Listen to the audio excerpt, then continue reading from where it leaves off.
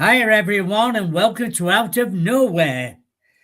And today, my guest is Ron James. Ron is a filmmaker, on camera personality, writer, editor, researcher, content creator, interpreter. He's also the director of media relation for MUFON. Ron is the co founder of MUFON television and online TV channel, boasting the world's largest collection of commercial free UAP related material. Can we please welcome Ron to the show? Hello there. Hi, Bob. Thanks for having me on. Hey, no problem, my good friend. What inspired you to make the Accidental Truth 2026 next Beyond the UFO Disclosure?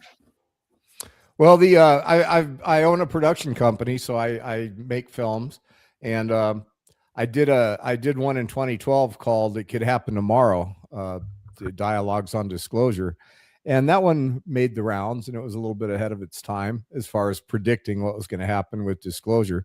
Then in 2023, I made the first Accidental Truth movie, which is called Accidental Truth UFO Revelations. Yeah. And that came out in April of 2023. It's narrated by Matthew Modine, and it won 28 film festival awards. And a lot of people said it was one of the best UFO documentaries that had been done. So I found that very gratifying.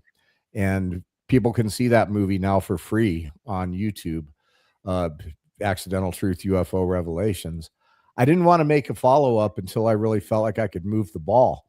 And what I've watched is a stagnant conversation going ever since the first film came out until now. And so in Accidental Truth Next, we take a good look at what's happening with the political process in Washington, but then we go way beyond that into what does it mean when we finally accept that there's non-human intelligence of possibly many varieties all interacting with us. And so Accidental Truth Next is just that. It's about what's next, just as much as it's about what has previously occurred. Well, when you're talking about that, what's the central message you want audiences to take away from the film? Humanity is on the verge of a revolution, and we are not mature enough as a species to even understand what questions we should be asking. I think that's the primary takeaway out of all of it is, we got to start thinking about what are the right questions. If the government officials acknowledge non-human intelligence, what do you believe happens next? Well, it's going to depend on the context of it. If they acknowledge non-human intelligence and it comes something like, we believe there's a variety of non-human intelligent life that's interacting with us in many ways. They've been here from the beginning. They don't appear to be a threat.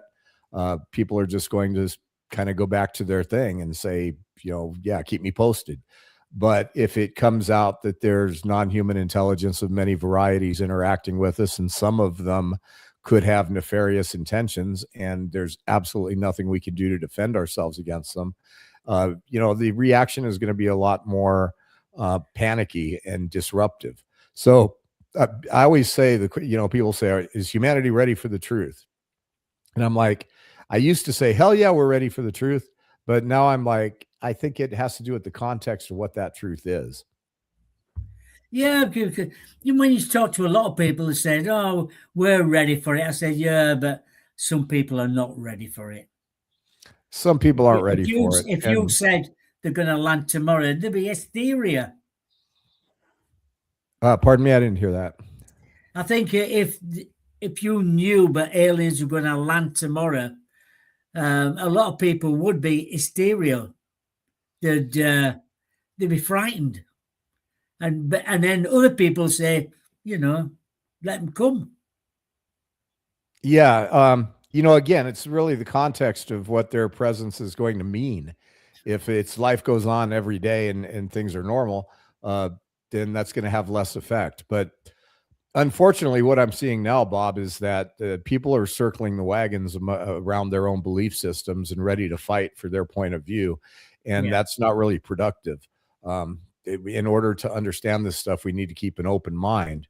And so what I'm seeing is, even back as far as when Lou Elizondo was working in the Pentagon, he told me, and he said publicly, that there was a contingent of fundamentalist religious people that were absolutely convinced of the origin of this stuff, and they were not going to listen to any other viewpoints. And we're seeing that come out more and more. So we're actually seeing the dividing lines between people based on their belief systems and their filtering. And it is kind of illustrating why we're really possibly not ready, certainly not ready to go into a possible galactic family and expand off of planet Earth. We got a long way to go. Oh, definitely. Why do you believe the government have kept this information classified? Well, there's all kinds of reasons. Back in the before the government, which I think really got involved in the late 1930s, somewhere in that range, they began to discover that there were these beings and possibly craft. A group such as Majestic 12, it might not have been the same group, but a group like that was convened to decide how to manage the secret. And their recommendation was, we can't tell people about this stuff. And so over almost 100 years now, it is evolved into a group of people that has a ridiculous amount of funding coming their way, but they're accountable to absolutely nobody. And they're not going to tell even our front-facing politicians, front-facing Pentagon officials, even the president, what's really going on. And much of it has been sequestered into industry and silos, and companies like Lockheed Martin have been researching this stuff. And Lockheed Martin owns the results of their research. They don't have to tell anybody. And so the secrecy has been kept for several reasons. One of them is there's a certain national security element to it, of course, but the other is that there is a lot of greed and misdeeds that have occurred in order to keep this cover up in place. And the people that have done that stuff have got to do everything they can to escape accountability. And so, that's another major aspect of this. And then, of course, it's what is the truth? And could it be that whatever non-human intelligence is around us is kind of in charge of what we're going to be told? And so, therefore, all the people that we're villainizing for being, keeping the secret and keeping it from humanity, they might not have a choice. And so at the end of the day, there's a lot of reasons for the secrecy, but at this point in time, we deserve the truth, whether we want to digest it or not. When you talk about presidents and the prime minister, who is in charge of the world then? Well, this plays into common conspiracy theory that there is a global elite that has been running things behind the scenes. And I think you don't have to be in UFO land to understand that that's true. Groups like the Bilderbergs and more that meet and decide policy, and behind them are other people who we'll never see. They're not going to come out on television and say, "Hey, I'm the one pulling the strings." So, there is an unseen group of people running the planet behind governments and behind everything else, and that's been in place for a long time. Because every president in the States have always said, I'm going to talk about UFOs. I'm going to get it out there. And then all of a sudden it goes quiet after a while. Yeah, there's only so much they can do, even if they want to know the information. Presidents are, and I'm not the first one to say this, but presidents are considered temporary help. And so I don't think they've been read in since possibly Reagan. Fully read into the whole situation that hasn't existed, because they're not considered on a need to know basis. And the people that are controlling this information, they don't have to answer to anybody. And so we've got members of Congress that are not read in. They're beginning to be partially read in, but not really. And we have people within the Pentagon and within the defense industry that are not read in. It's a very, very small group that actually has the bird's eye view of this whole scenario. And I think that group is getting smaller as people die off and records are destroyed and information is passed on in inefficient ways, we may never actually get the whole truth because it might be gone. I know one of the questions. I've just missed it now. How did you get into MUFON? Oh yeah, yeah. Thanks for the question, Dragon. I was, I've been a filmmaker in the field for a while, and I was hosting an event that was put on by Paula Harris in Laughlin, and the then director of MUFON was backstage with Jaime Maussan, and Jaime was streaming the symposium to Mexico, and he was showing the director, and Jaime said something like, well, you should really have your own channel. And I said, that's a really good idea. I went upstairs and I registered MUFONtelevision.com, and I came back down and I made a business proposal to MUFON that we would create MUFON TV as a joint venture. And that's where it started. And then, so I built that, and it's still out there. It's the largest collection of commercial free UFO related material, I think, anywhere.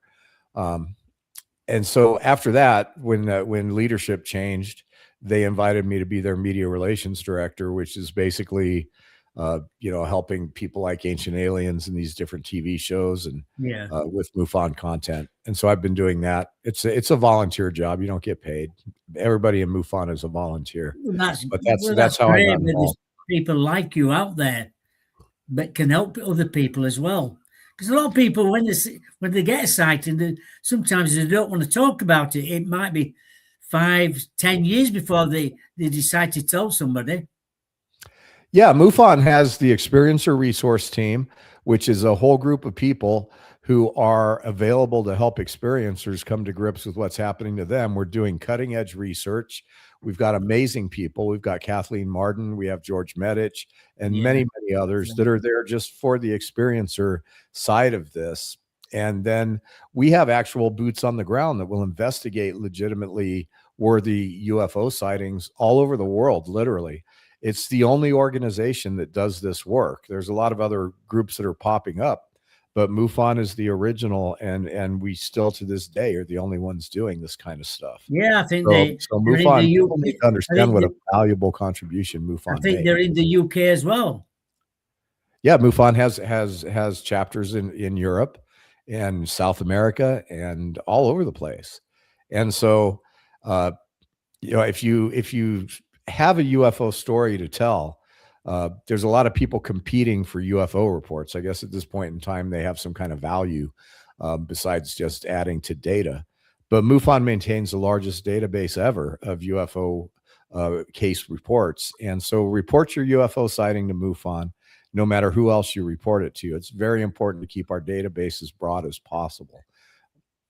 Yeah. Recent whistleblowers have made extraordinary claims. Which testimonies do you find the most credible? Well, I'm a little bit on a different tack when it comes to whistleblowers. We have these people that are being called whistleblowers, but let me just say, if you have to clear what you are going to say through the Department of Defense before you say it, you're not a whistleblower. You're an instrument of a narrative.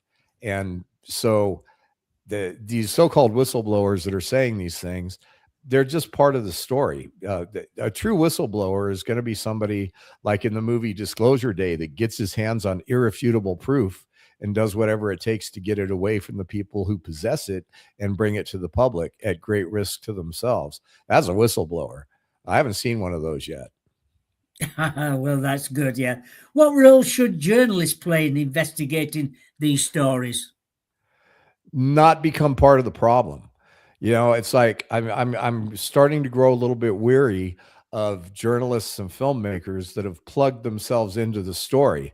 Now, instead of saying, I'm going to go as an investigator, I'm going to find the truth and I'm going to deliver it to the public. Now they're saying things like, well, I was told some things that I can't repeat. Well, okay, but what's the point? What are you doing then? It seems like there's people out there that are willing to, for their own self-satisfaction, to be told something just to make them feel better about what they know, they're willing to sacrifice their obligation to the public. And so once you cross that line, once you make that deal, you become part of the problem. Mm. And a lot of there's journalists that are at the top of the food chain right now that are doing it. There's filmmakers that are at the top of the food chain right now that are doing it. These are the people who have this responsibility to the public. And I've been put in rooms also. I've spent plenty of time in Washington, D.C. and other places where I've been told, look, I can show you this, but you can't tell anybody. And my response to that 100% of the time is then don't show me and don't tell me. I'm not here to carry the burden of your secret. I'm here to find out information fair and square and tell the world. That's my job. And anybody who has that potential, who isn't doing it, is part of the problem instead of part of the solution. And I put that out to and you guys know who you are. Yeah, I know. I totally agree with you there as well. Yeah, they make them all out of a molehill sometimes. Military pilots have reported encounters with unidentified flying objects. What makes these cases significant? Well, one of the biggest things, excuse me, that's propelling the modern disclosure movement through the political process, if you can call it disclosure, is the fact that we have these military witnesses. The reason that they're special, so to speak, is because they have the credibility of being, somebody with credentials and a history and a reputation and a certain level of achievement.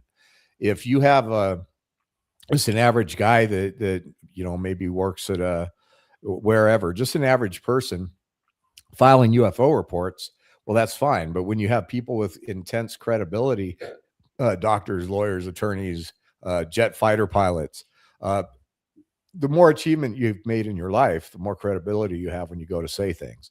So the modern disclosure that's happening right now is relying heavily on people with military backgrounds because they come with them a certain amount of credibility. And so that is where we're getting these witnesses. And then, of course, the other element of that is that this is government. So where do you think you're going to get your witnesses? You're going to get them from government sources. Yeah. Do you think there's patterns across different military reports then? Patents? Yeah, patterns. Where I'm working on an investigation right now. There's a lot of people patenting a lot of stuff. And it's funny that these insiders are getting patents for materials and for technology that doesn't exist. And so what I think is that there is a whole legal battle going on behind the scenes about, well, if we disclose, we've got to talk about certain materials and certain things. Who owns that stuff? And that is literally an ongoing discussion that's happening right now. That's really clogging up the disclosure process. The legalities involved are one of the reasons we're not getting more straight answers. Just as an example, say the U.S. government gave Lockheed Martin a sample of some material that came from a non-human craft, which they did, but let's just say hypothetically. But they didn't give it to Northrop Grumman. They didn't give it to SAE or any of these other people. And Lockheed developed some amazing technology from it, like, maybe a special coating for a stealth aircraft, like they did. And who owns that now? Does Lockheed own that patent? There's all kinds of rules about government procurement and non-favoritism of government suppliers that have been violated by this. Does the government own it? Does Lockheed own it? Does Lockheed even have to tell us we have it? And then once we have this disclosure, does Lockheed get to keep that patent and profit from it? Or does it belong to the government, or does it belong to humanity? These are very deep weeds that are being navigated right now because all this stuff has to be worked out. It's like we can't just go, oh, here it is, because the legal implications are just astronomical, really. And then you get into the accountability aspects. Where does the national security stop and crime against humanity begin? If there's technology that's been discovered that could free us from our current energy states or cure diseases, then keeping that from humanity is borders on literally a crime against all of us. And so these are all things that play into this whole disclosure thing that gets very, very complicated. It does, it does. But do you think some of them craft what we see in the sky are ours, and also there could be aliens craft? I think there's a lot of different explanations. In the first Accidental Truth movie, we talked to John Alexander. Well, we talked to him in the second movie too, but he was a colonel back in the day. I mean, this guy was knee deep in all of this stuff, and you know, one of the things he says is that the alien hypothesis does not satisfy all of the questions. There has to be more going on, and so people have been talking more and more about, well, maybe it's extraterrestrial life. Maybe it's some sort of beings that have existed here on the planet, a past civilization that went underground and under the water and continues to live here. Maybe there's such things as interdimensional beings, time travelers, all kinds of different elements of life that we don't even understand could be involved. And I think over time, we're going to find that the answer is most of or all of the above. There's a lot going on. There's a lot going on. There's a lot going on. Nick Pope is in my movie. You know, sad that we lost Nick, but one of the things that he says is, you know, hey, if we're in a simulation, there's a lot of stuff in the simulation. And he says it so succinctly. It's like, okay, yeah, you got a good point, Nick. Oh, good, yeah.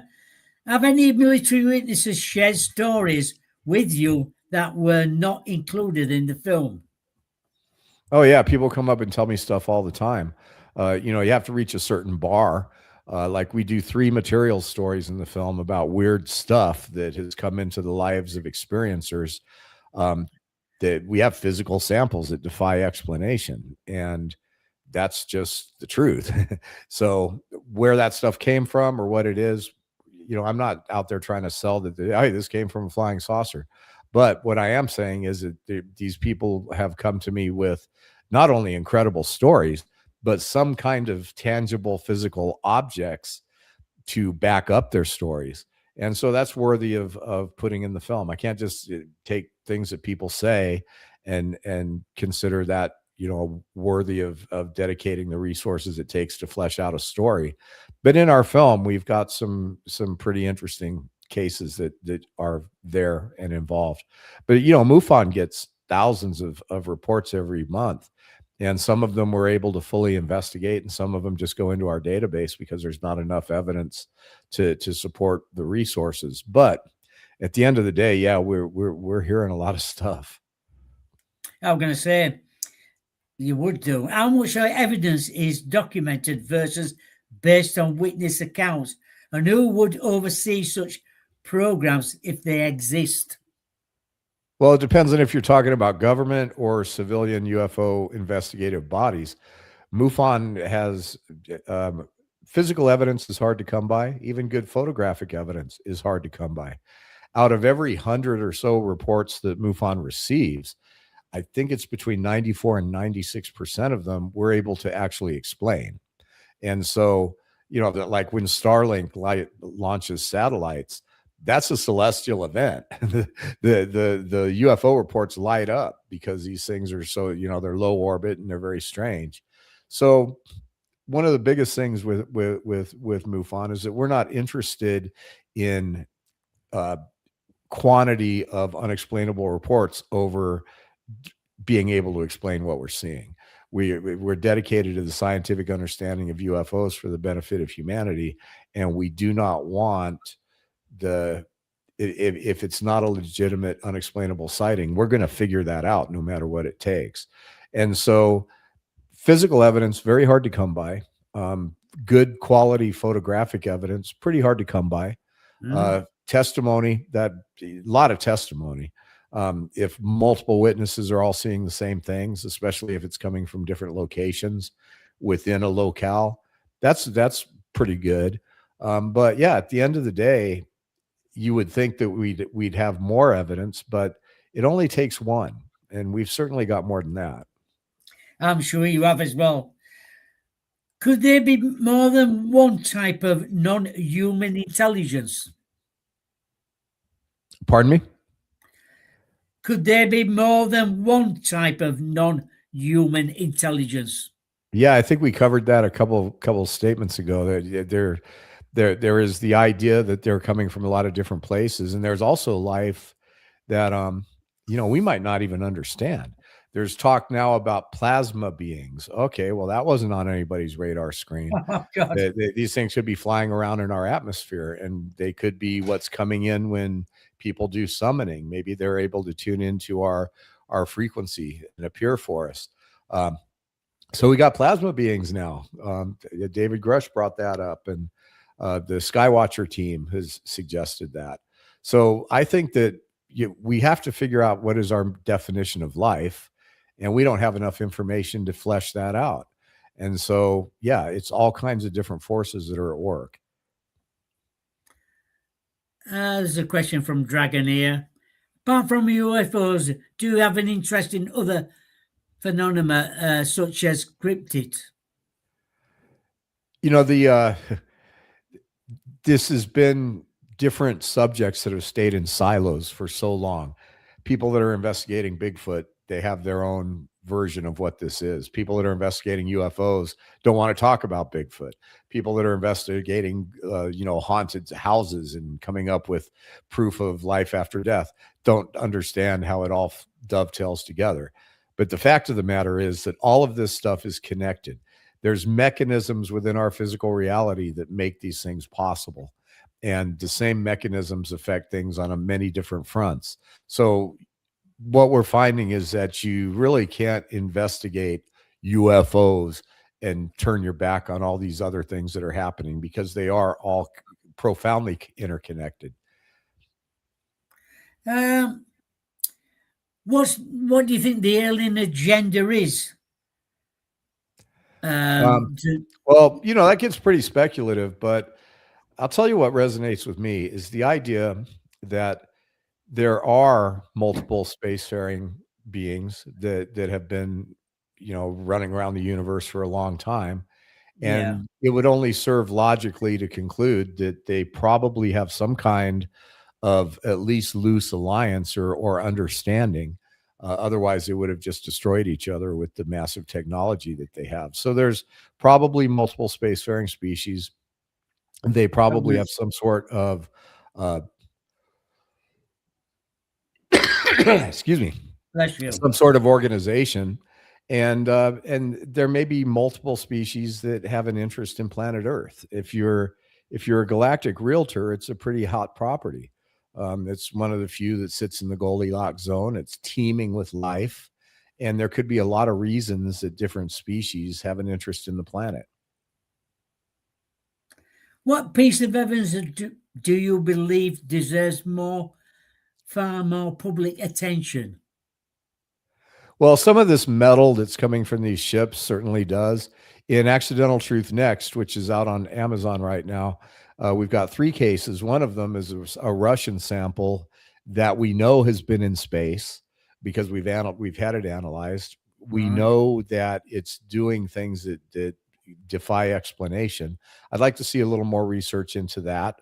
We've already done extensive testing on it. It's a type of aerogel, but it also has some other qualities like nanotech possibly built into it, and actual organic elements that seem to still be growing out of this sample. So that certainly deserves a little more attention. And, Gary Nolan and his team are still studying that piece of magnesium bismuth that came from Linda Moulton Howe years ago.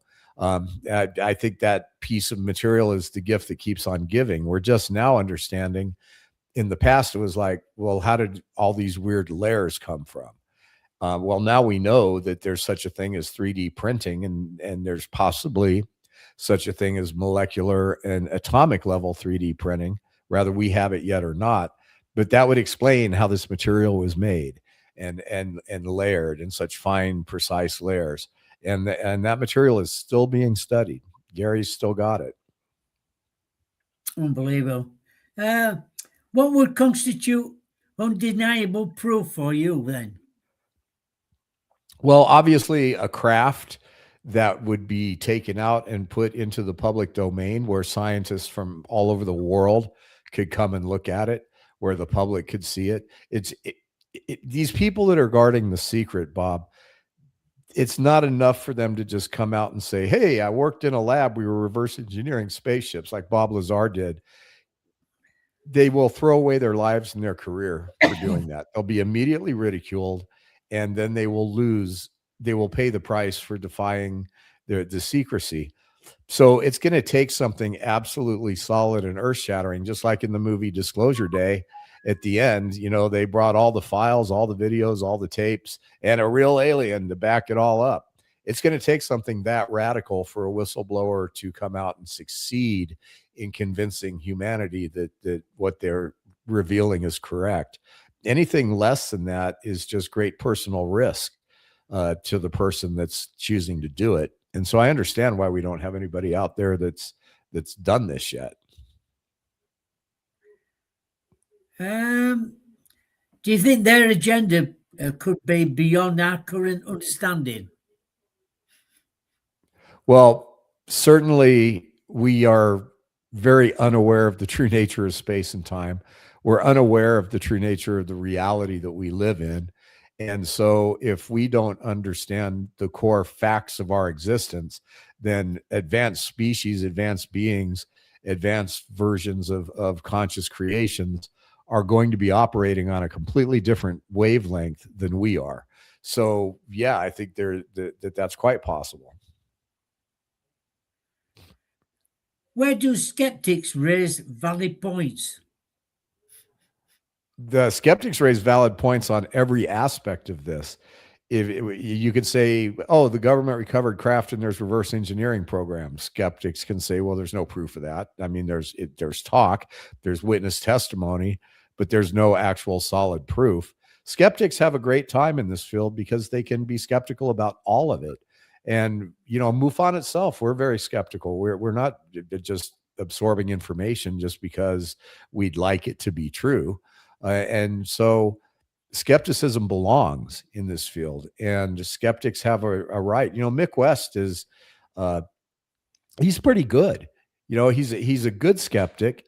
He's polite. He's nice. Yeah. He makes valid points, and he's not toxic. And so that kind of healthy skepticism has a place in the conversation. Because you do get people like that. Whatever you say, they just don't believe you at all.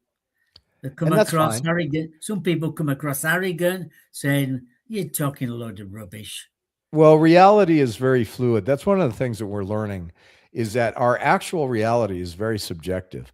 We live in a consensus reality where we can all agree that maybe the sky is blue or grass is green. We live in this world that is held together by a certain framework. But the reality that each one of us is experiencing is vastly different than the reality that the person next to us is experiencing.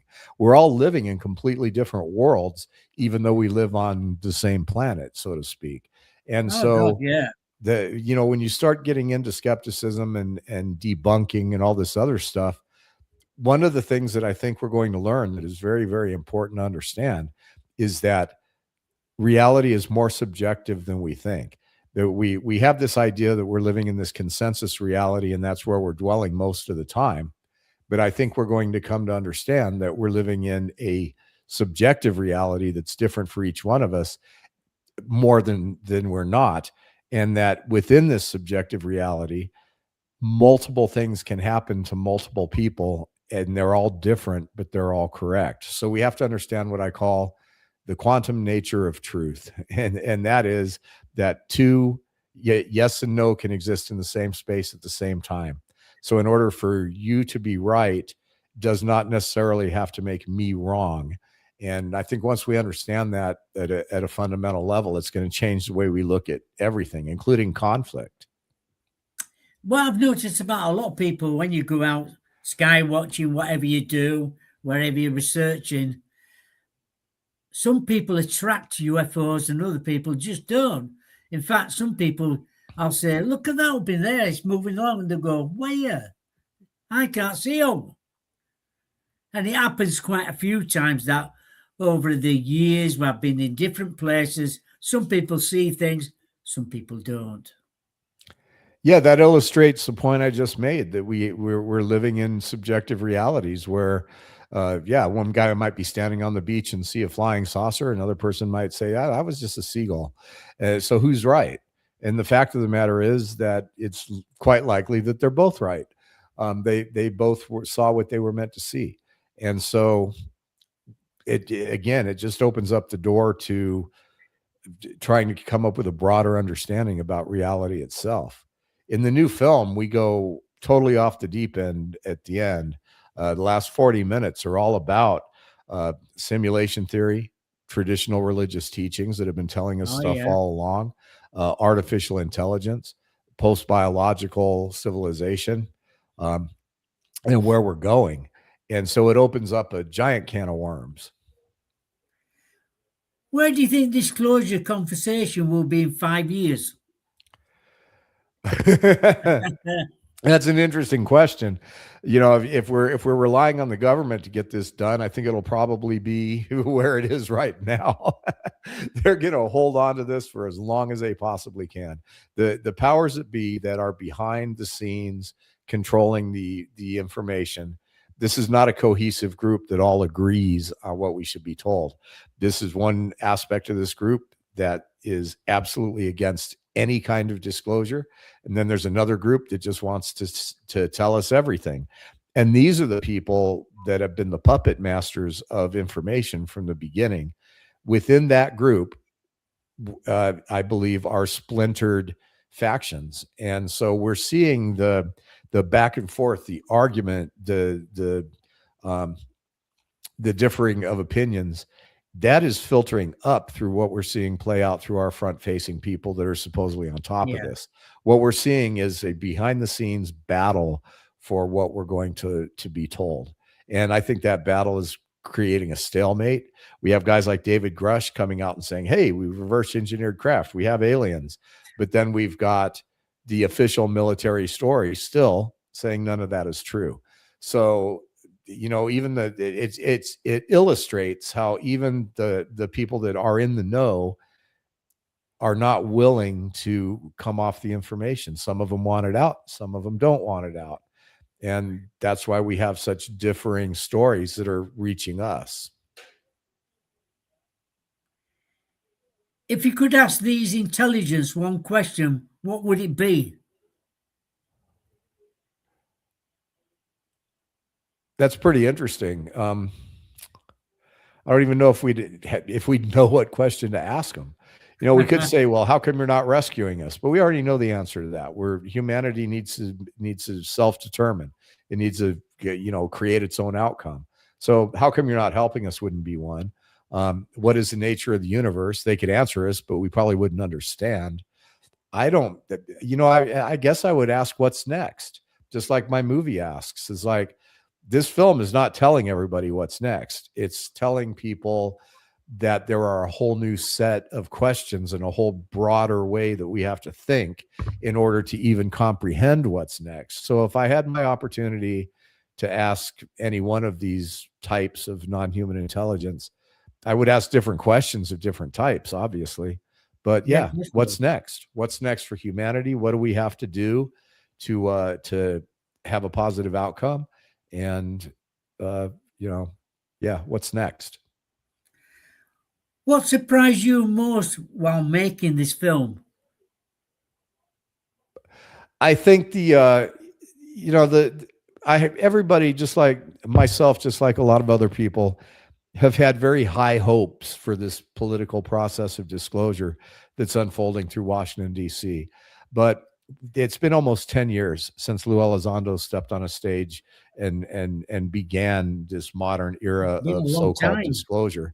And 10 years is a long time to have really not a whole lot done. Um, we're not that much closer to any kind of official acknowledgement of what's really going on. And even if we get it, it's not going to be the whole truth. So Yeah. I think one of the biggest surprises was how disappointing this political process is really being. We've seen things like this unfold throughout history. We had something very similar happen in the 50s. So the idea that we're getting this momentum and that the government is finally going to come clean, I think all that we've learned from the past almost decade is that that's probably not true. I don't think they are going to come clean. So that's one thing that surprised me. I thought we'd be further along. I hoped that we would. And another thing that surprised me is how talking to people and having them watch the film, how unprepared they are generally for the things we talk about at the end of the movie. It's like when we talk about the nature of reality, just as an example, Bob, the hard question in science is solving consciousness. Materialist science can't do this job. And so the question of, is consciousness fundamental, is one of the biggest questions of our time in the scientific and spiritual communities. And so I asked an audience, I said, hey, audience, do you believe that consciousness is fundamental? And all the hands went up. I mean, these are all forward thinkers. They think, and a lot of them, not all, but a lot of them said, yeah, of course. But then when I said, so therefore you understand that we're living in a simulated reality, well, almost no hands went up. And the problem with that, Bob, is that if consciousness is fundamental, the definition of that is that consciousness is the only actual active force, and that everything, including physical reality, arises from consciousness, which makes physical reality a simulation by the very definition of its existence. It is a created, fabricated physical world that came forth from an energetic framework. That's a simulation. And so the fact that people can sign on for consciousness being fundamental, but they can't sign on for then we're living in a simulation, that's part of the problem that we're facing, is that we really are not ready to accept that we have to look at things in a completely different way to start figuring stuff out. And so in Accidental Truth Next, we start asking these questions, and it's a real wake-up call. And people have told me they watched the movie. It starts off in Washington, D.C. It's all fun and games and disclosure until it isn't. And then it gets into some really interesting stuff. And at the end, it takes you to the edge of reality. And people have said they watched this movie and they're still thinking about it 3 days later, 4 days later, a week later. And that's what I wanted to accomplish. I want to take the viewer on an amazing ride. The journey that I took, I take you right along with me, and I drop you off at the edge of the universe. That's brilliant. Did any interview fundamentally change your thinking? It confirmed a lot of things that I'd suspected. You know, I've always been interested in what is simulation theory and how does that actually work. Rizwan Virk is in the film. Gary Nolan is in the film talking about his version of programmed reality. Whitley Strieber is there. Dr. Diane Hennessy Powell. I've got a huge cast in this movie. There's 25 different people that are part of the cast, each one of them adding their specific bit to the story. And then, of course, Matthew Modine is back to narrate it. So it's a pretty powerful piece. Thomas Jane, the actor, comes in, and he gives us a very frightening take on AI, but I don't think he's far off. But it could be very dangerous, that as well, yeah. How's this journey affected your personal worldview? No, my worldview's pretty much been the same for quite a while. We're spiritual creatures having a human experience, and this is where we develop and have the chance to define our individuality by the things that we do and the things that we agree with that happen externally. And then we take that knowledge and progress, hopefully, with us when we leave our flesh and blood. The world itself is, I don't like a lot of things that I'm seeing, but I think that if people need to just work on themselves and become better people and walk their walks, and the world will correct. And we need the world to correct, because right now we have a leadership structure that is basically defined by the ability of sociopaths and psychopaths who don't care, don't have empathy, don't have integrity, don't have love for their fellow human being. These are the people that are ascending the power hierarchy on our planet. And as long as those people can get by any means necessary into positions of control, we are going to be at the mercy of that kind of thinking. It's the same kind of thinking that makes a human life worth no more than the cost of absorbing a bullet in Ukraine, or the environment not worth the people that are affected by poisoned environments. They're throwaways. As long as we have that kind of thinking at the top, then we're going to get the destiny that we deserve. Do you think there is a place in the Antarctic where aliens live? Well, I think that's kind of a broad question.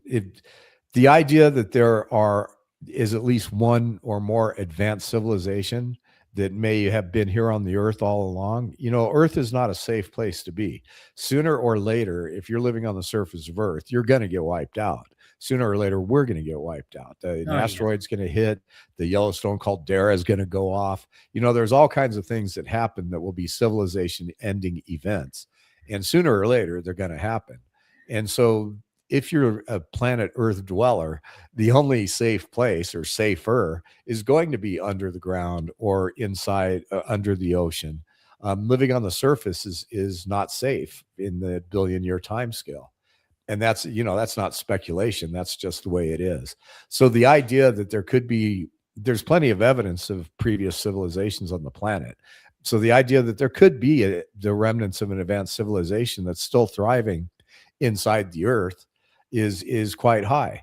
And the possibility that there's extraterrestrials coming from another planet, or it could even be the extraterrestrials coming from another planet that have a presence here. And I believe Antarctica is one of the major keys to this. And it's why it's sealed off. And it's why we don't hear about the things that are going on there, except in leaked stories. I believe Antarctica is, let's just grant access to that. Let's start there. But when you look at it, 75% of the Earth is water. There could be underwater stations around the world where they live. Well, I think there are, and I think that certain elements of the government know it. We've got Admiral Tim Gallaudet. He's a rear admiral for the Navy in an administrative position, which means that he was sitting close to the top of the food chain. And then he was the oceanographer for the atmospheric administration. So one of the biggest, highest level oceanographers on the planet, and a military admiral. If this guy doesn't know something, then who does? And he hints that he knows things, and he said that he thinks there's underwater installations and things that, but he can't come forward and talk about it, but he knows. And so I'm sure he knows. The fact that they've put him on this panel, I don't get this, Bob. They just assigned a new panel. What are they going to do? They're going to investigate the last panel. We got guys on this panel that already know a lot of the answers to some of these questions. And what are they going to do? Sit there and pretend that they don't? It's like, we got Gary Nolan on this panel. Well, Gary, I know for a fact that you know about materials from non-human origin. You know where some of them are.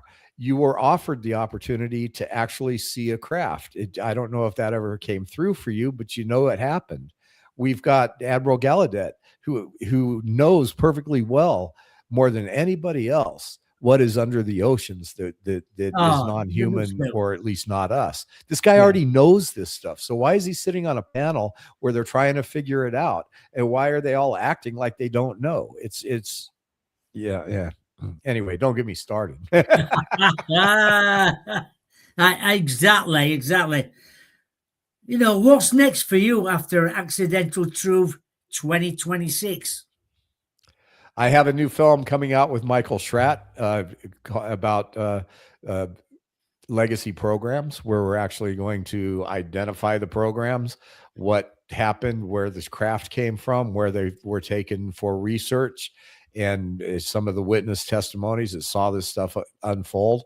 So the Legacy Program movie is next, and then I'm working on a project with JJ Hurtak right now to put some of his life experiences into a documentary. And after that, I'm not sure. Well, I know you've always got lots going on. Do you think we are part alien ourselves then? There seems to be some evidence that the DNA of modern Homo sapiens sapiens, the evolutionary trajectory, has a lot of holes in it. There's a lot of places where things seem to have sped up. There's a lot of missing links, and the timeline of our evolution doesn't really seem to work very well. So, yeah, and then if you go back to the work of Zachariah Sitchin and Genesis Revisited, where there's this whole story about a spacefaring race that came here and manipulated DNA to create us, there's a reasonable amount of evidence that at least warrants further investigation. Yeah, but when you look at things, they must look at us, the alien race, wherever they are up there. They must look at us and think they're always fighting each other down there. Is it worth us coming down there? Or they come to our planet for some sort of minerals. Well, we don't know what planets are used for. We can't even figure out how to sustain our own planet. If you're looking at if you're looking at planet Earth from a galactic standpoint, there could be all kinds of things that races do with planets. Planets could be farms, certainly for DNA and for other things, or planets could be ways that you nurture civilizations to come into a galactic family. Planets could be experiments, petri dishes. There's all kinds of different things that a valuable, beautiful jewel like planet Earth could be valuable for to a variety of different species. So we don't know that we could be serving a whole other purpose that we're unaware of. In the new film, we talk about that. It's kind of frightening, the idea that abductees and animals going missing. There's all kinds of things going on that are above our pay grade, so to speak, and it all plays into the whole idea that, again, we don't really know what questions to ask, because our understanding of space, time, reality, and spirituality, and the nature of consciousness, none of these things are evolved. They're all in their infancy. So until we start evolving those understandings and accepting things that science is currently having a hard time accepting, we're babies in a field. Do you think Bigfoot and aliens come together? I don't know. I mean, somebody asked that question before about cryptids. I'm not sure that Bigfoots are aliens. I know that one of the people in my movie says that there's a connection.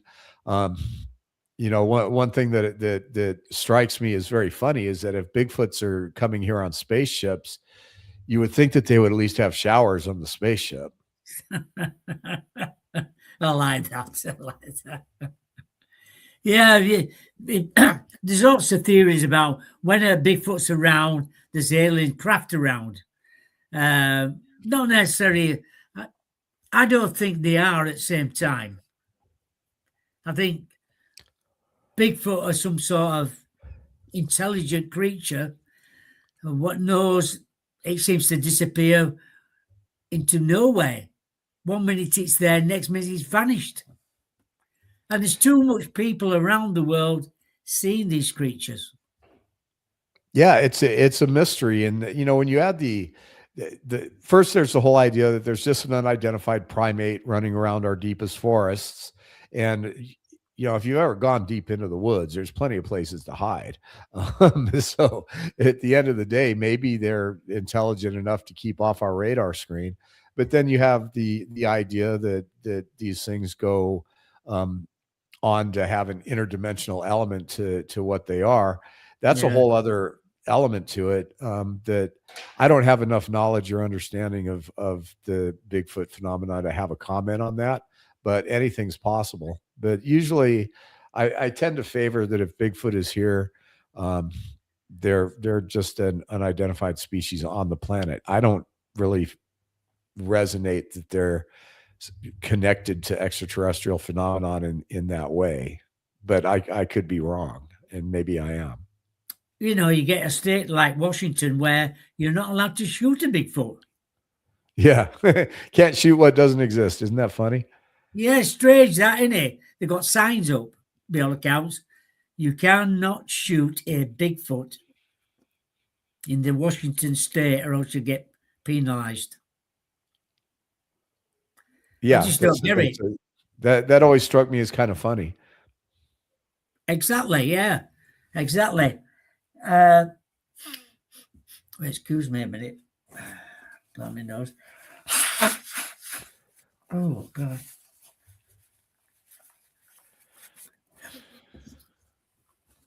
So so in the future you're looking for another film and various other activities around the world. Yeah, there's so many other topics that I want to cover as a filmmaker. The nature of reality, the life after death question, and I always used to think that these things are completely separate, but they're really not. It all fuses into one thing. That's all very interesting. Oh yeah, yeah. Life after death. I'm into all that. I love that. I've been here before. I think you come back numerous times. Yeah, there seems to be a certain amount of evidence for that. Yeah, I just love anything like that. I love the paranormal as well, ghosts. I've been to a lot of strange places around here where I live, and you can feel the energy change completely. I don't know if you have, if you've been into a strange place, you think, oh my God, it just feels a bit strange in here tonight. Oh yeah, I mean, there's places all over the planet. I remember the first time I went to the 9/11 scene where the Twin Towers went down. There was a major heaviness there, and I went to the scene of the Oklahoma City bombing where they have the memorial now, and you can feel a major heaviness there. So there's certainly something. People that are sensitive to that kind of thing can feel, the echoes in time maybe that leave some kind of residual. Oh yeah. Now, I'm going to ask you another question, but I won't go on to 9/11 because Yeah, a lot of people have different ideas on that as well. But thank you so much for coming on the show. Just try to find me my book. There we go. Yeah, it's been very interesting. I've enjoyed it tonight. I love everything about your work and your documentaries. You must love doing them. Yeah, I mean, it's work, just like anything else. The new film I'm really, really happy about, Accidental Truth Next, and I encourage people to check it out on Amazon or Apple, YouTube movies. The first one's out for free. The new one's it's narrated again by Matthew Modine. It has actor Thomas Jane, music by Alan Howarth, the guy that did Halloween and Escape from New York and just a ton of Hollywood movies, did an original soundtrack. And it's Accidental Truth Next is one that just came out. I encourage people to check it out. Got to make enough money to make my next film. So well, that's what it's all about, Ronnie. Yeah, well, I see a lot of times in comments, why do I have to pay $4.99? It's like, well, this is what we do. This is how I make my living, just like anyone else. And I've never understood why a filmmaker is chastised for trying to get people to watch his film so that he has money in the bank so he can make another one. Almost everybody who says, "Oh, this should be free," you wouldn't have no money. None of them are going to their jobs and forgetting to punch in. So, at the end of the day, it started with music and things like Napster, where it was just suddenly decided that artists and people that do that kind of work should just be doing it for free. And if they don't make a living, well, that's not your problem. you're entitled to their stuff. And I never did understand that kind of thinking. And every time you put a movie out and you put it on Amazon and it's $5 to rent it, you get a certain amount of people that have a problem with that. And that's like, I don't get it. Because you've got to make a living. Everybody's got to make a living. Of course you have. And, if you don't get anything, you can't do documentaries. Well, at the end of the day, I do this work for MUFON. That's a volunteer job. Yeah. I don't get paid. I spend a lot of time just giving my time. And when you make these films, no matter how much money you make or recoup doing it, it doesn't cover. This one took me 2 years and, tens of thousands, if not hundreds of thousands of dollars to fly all over the country and interview the 25 people that are in it. So, yeah, I just hope people watch it. I hope they like it. And at the end of the day, I hope it makes everybody that sees it kind of think about how much bigger all of this is than we can possibly imagine. Yeah, exactly. But thank you so much for coming on the show.